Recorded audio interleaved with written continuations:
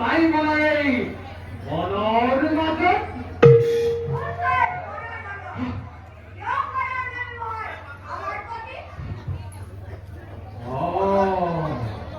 তহঁতিয়ে তেনেহলে সেই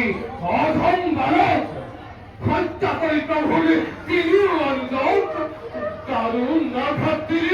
প্ৰভুৰ অন্তৰত আজি ৰক্ষা নাই তহঁতৰে হনুমানৰ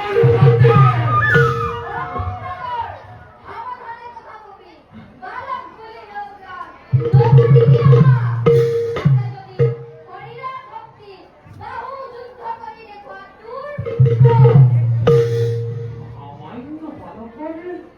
ইমান সাহস বেছ বেছ